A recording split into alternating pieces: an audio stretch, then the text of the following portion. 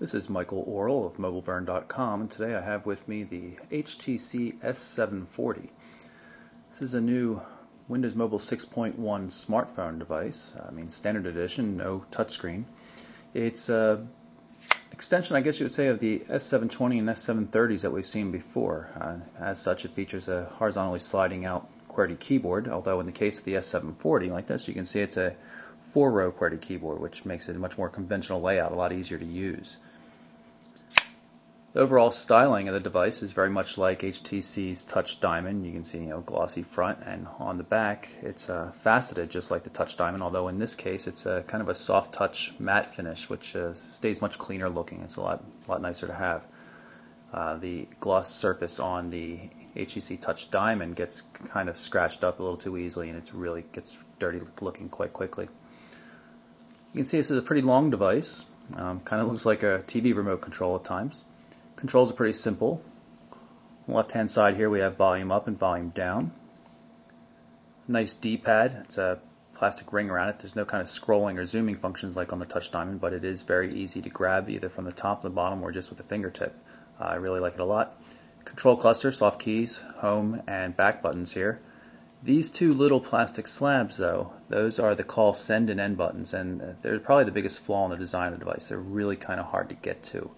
You don't have to use them too often, and you can use any key answering options and things like that to make it a little easier to answer incoming calls. So it's not that big of a deal, but keypad's quite nice. Very square, very laid out, very well laid out, and it's close to the bottom of the phone. But that's not too much of a problem. It seems to still have a pretty good feel, even in spite of the long length of the phone. Up top, simple power button also brings up a shortcut menu. For locking a device, task manager, and changing profiles real quickly. Not too much on the right-hand side of the device other than the camera shutter button. The camera, which is seen here on the back, is a 3.2 megapixel camera, just like on the Touch Diamond, except it lacks the Diamond's autofocus capabilities. The keypad, the QWERTY keyboard rather, like I said, it's very nicely laid out, so everything is where it's supposed to be. Nice space bar, separate large enter key, delete keys, there's even arrow keys here. Green function key for getting to numbers across the top row, or alternate functions for putting on vibration mode or question mark, other special characters like that. Separate control, shift, tab keys. Shortcuts for messaging and SMS, MMS, or email messaging, I suppose that would be. The keys are very flat, very tightly fitted up against each other. Not the greatest tactile feedback in the world, but it's pretty usable. I think really what would make the keyboard more usable is if it were a little more compact, like on the devices like the Trios and the Samsung Blackjacks. I think actually the width of this keyboard makes it a little problematic for typing. But it does have all the keys you need, and it's really well laid out too. So.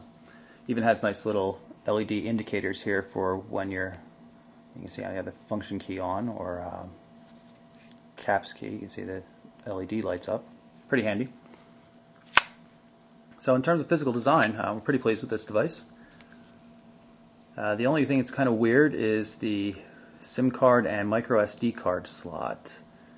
It doesn't go in the back, the back cover, which comes off pretty easily. You can see this would be a prime spot to put it, but the micro SD card is actually inside here. You pull that out, flip it out, and there's the SIM card, and then unfortunately you have to go underneath the SIM card to get to your micro SD card slot, which is a real pain, which means you have to turn off the device in order to swap cards out or just get to the card.